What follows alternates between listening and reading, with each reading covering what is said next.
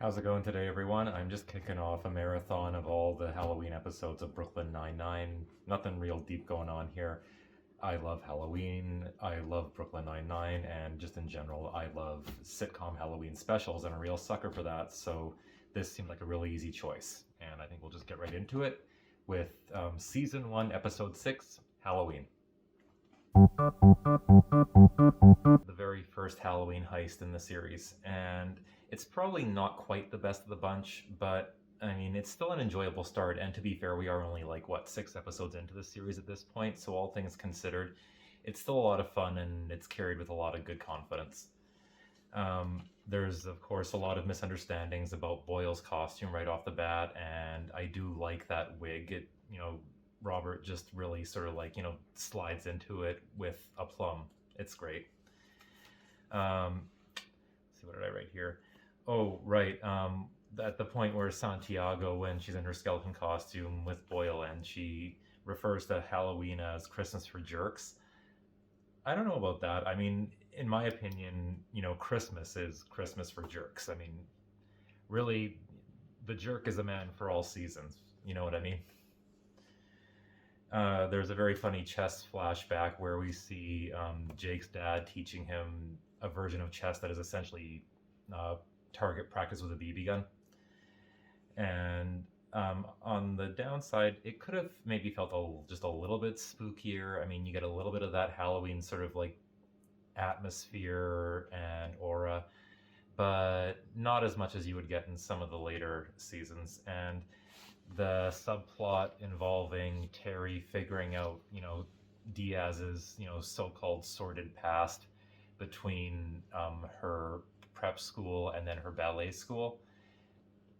I don't know. I mean, the big punchline that builds up to didn't really sort of, make me split my gut or anything like that. But on the whole, we're off to a really good start here.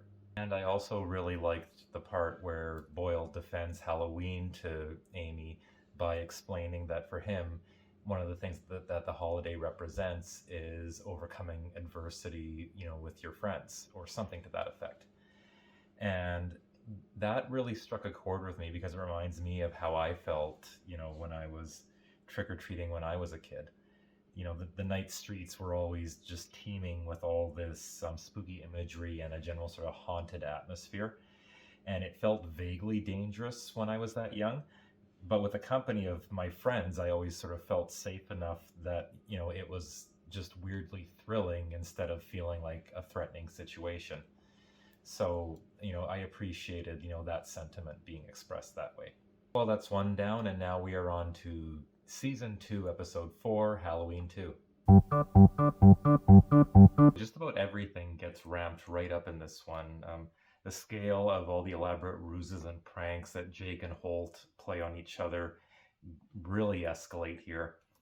Everyone has great, vivid costumes. There's a lot more sort of Halloween atmosphere and decor. Once again, Joe Trujillo gets a lot of mileage out of, looking both comical and utterly at home in all his confusing costumes. When Boyle and Jake are at a bar, it reads on the screen that it's 7:23 when they get there. They have a conversation for a couple of minutes, realize that they need to double back, and then when they get back to the precinct, the time reads 7:28. So that means they made it all the way back to the precinct in just a couple of minutes in New York traffic on Halloween. I mean, granted, I'm not a big expert, but still, even if you fire up the Whaler, I don't know, man. Jake would really have to be hauling ass. And once again, it looks like Terry gets saddled with another dancing subplot, and this time it revolves around Gina getting kicked out of her dance troupe Floorgasm. It culminates in the two of them dancing together in a bar, but for some reason, like the previous Halloween special, this subplot with Terry doesn't ever really sort of find its comedy spark for me. But overall, I would say this one has a lot more comedic heft to it, and it feels more sort of like uniformly and buoyantly Halloween to me. So it's definitely a step up. And looks like next stop is Season 3, Episode 5, Halloween Part 3. Okay, and we're back, and it's a seamless transition, I am sure. Anyway, this is another good one. The plot in this one involves Amy being left off of both teams for the Halloween heist. Jake and Holt pick their teams, and neither of them pick Amy. So she takes it upon herself to deceive them both. Um, really, I like the plot. You can see it coming a mile away, but I will give it bonus points for having Amy achieve her victory by using a Halloween costume when she's disguised as a janitor. So that was cool. Also, there's two jokes involving twins. Aha. Which, I mean, can't be an accident, right? And do you think, is that like maybe sort of just like a subtle nod to the Shining twins, or am I being hopeful there? What do you think? I don't know. If you have an idea, again, leave it in the comments, but maybe I'm just being hopeful because this is a Halloween special and all. Terry gets to be Holt's co-conspirator in this one, which is actually a nice upgrade for him. And the joke about a camera in Amy's cleavage actually gets a lot more mileage than it should. It was actually, kind of funny. It caught me off guard. On the debit side, there's a couple of sort of lame jokes involving Scully's foot cream. I mean, I like the character Scully overall, but I don't know. Foot fungus jokes are just never that funny to me. What can I say? So, while I found the previous installment to be a little bit more evocative of the overall spirit and atmosphere of Halloween, the fact that you have Amy achieving her victory by wearing a costume is enough to give it, good Halloween bonus points in my book once again. On the whole, this one's another winner. And with that, I think we'll just move right on to number 4. This one is a little bit of a step down for me again. I mean, although there are some nice things I can say about it, so I'll just start with that. The action is all centered on the floor a little bit more rather than, being sort of like, people conspiring and sneaking around in the back rooms for the most part. And that kind of makes it interesting. It's also a nice bookend to have Gina be involved in both the opening heist that sets things off and the final heist deception at the end. And we get a Cheddar sighting. Yeah, Cheddar crawling down the vents. I mean, I'm a sucker for movie and TV dogs, and Cheddar is absolutely one of my favorite TV dogs, full stop. Boyle has some nice moments with Holt and Jake in this one as well, but it's also where things start to sort of tip over into the things I disliked about this one. And, that being that shortly after sharing a very nice moment with Jake, Boyle just proceeds to insult Bill and just says, "Yeah, nobody likes you, Bill." And it just, I mean, obviously I know this is all a comedy, duh, but it just felt kind of out of character for Boyle to me. And it wasn't really like clever. It was just sort of like, being sort of very aggressive and mean and negative. And then, well, I mean, honestly, for that matter, the episode opens up with Hitchcock making a joke about his wife dying and how he's so happy that he doesn't have to pay alimony anymore. And then we have that exchange with Boyle and Bill, as I just mentioned.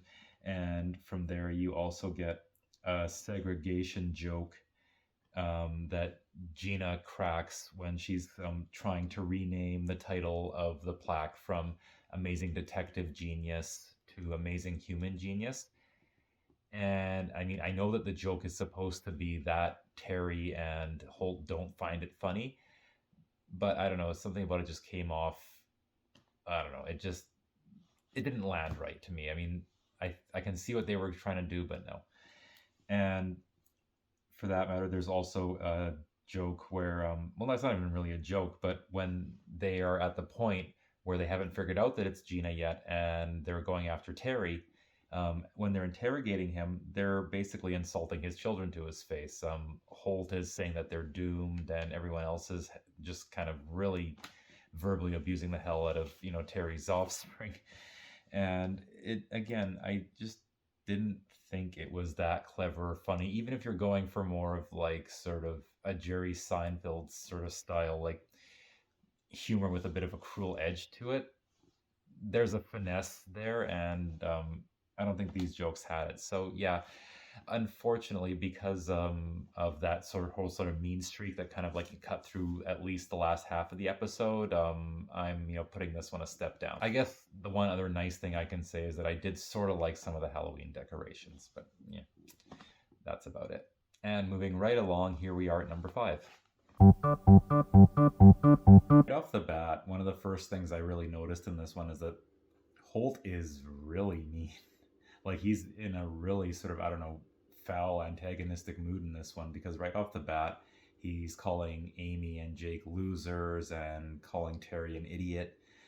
Later on in the episode, although he has a fun scheme with Cheddar where he lifts up the generator with an exercise bike hidden under his desk, that's really cute. But then when his dog Cheddar ends up getting swapped out for a fake, he calls the fake Cheddar a common bitch. So like, yow, yeah, someone put something in his cereal this morning, I think. Bill masquerading as Gina genuinely caught me by surprise. Now, as for the running joke about Bill trying to get other people on board with a pyramid scheme, that doesn't really get any funnier no matter how many more times they repeat it in the episode, but oh well. There's a curious lack of Halloween costumes and atmosphere in this one, pretty minimal decorations for the most part. The sequence where all the sort of nuns with the red cloaks and the white hoods come in is actually kind of cool and feels spooky.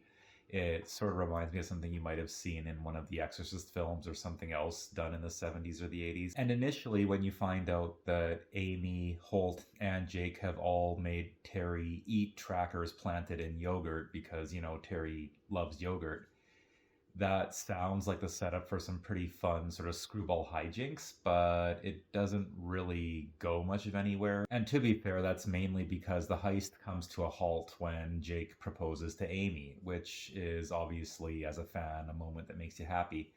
But it does mean that nobody actually wins this particular Halloween heist. But hey, proposing to your loved one on Halloween is still pretty cool in my book. So overall, I'd call this another good one, but still not quite my favorite. Now, we're going to be skipping over the heist in season 6, mainly because that one takes place on Cinco de Mayo. For some reason, it's a Cinco de Mayo heist, which is all good and well, but we're talking about the Halloween heist here. This is Halloween. You can call me a purist or a hack or whatever, but hey, you know, my list, my rules, deal with it. And with that, we'll leapfrog on over to season 7, episode 11, Vallow Easter. Okay, so this is probably another one of the lesser ones for me. You have Amy in a pumpkin costume, which is cute enough, but no one else. Very minimal decor again. And then the whole thing is sort of offset by the fact that, and I know I just said that I wasn't doing last season's because it takes place on Cinco de Mayo. Here in this one, as it turns out, it starts on Halloween, but then gets postponed until Valentine's Day and then again until Easter because on one occasion, Cheddar swallows the gems. On another occasion, Scully swallows the gems. Um, Pretty much all there is to that. Like, it's not really that clever. It's just kind of bathroom humor. And it also just means that there's a lot more time in this one that's just spent with the characters discussing the rules and the reset dates and the reset rules of the heist instead of actually like being clever and sort of sleuthing each other out. Like there's a whole lot of yakking and not a whole lot of heisting going on in this one. Rose is finally revealed as the winner, but her plan with the ham is again just kind of gross. I mean, really, I get that was supposed to be the joke, but who puts ham in a smoothie? Seriously. Whew. You know, honestly, if they were going to have the heist be delayed from one holiday to another a couple of times over, I don't know why they wouldn't just have gone sort of full bore with it and started it with a full episode on Halloween, then a whole episode on Valentine's Day, and finally one on Easter. Because maybe just selfishly, I feel like that would have given me more Halloween bang for my buck, because I didn't really get a whole lot of that in this one. And I think that's going to be all because the only remaining heist in season 8 is the 2-part series finale, and that's not really on Halloween. Once again, like, you know, hey, my rules, this is my little playground, I'm going to do it the way I want to do it. Overall, I had fun reviewing these. It was kind of weird noticing the mean streak that starts to kind of crop up in some of the later seasons. Although, to be fair, in the last special there, Jake does acknowledge that in a way and encourages people to use decorum. So maybe the writers kind of like realized that they were starting to, you know, push the mean streak a little bit too far. I always love these specials because in a weird way, it does show you everybody at their closest as much as they all have their bickering differences. Even though they're all technically adversaries in the heist, they're probably in tune with each other much more intimately than they are at any other point during your average season. Anyway, if all went according to plan, you should be watching this on Halloween, and I hope that you're having a very happy one. If you're going out, if you have a costume, I hope you have a blast, and be sure to check back to see my review of Terrifier 2. That should be coming up later today as well, and we will be seeing more soon. Take care.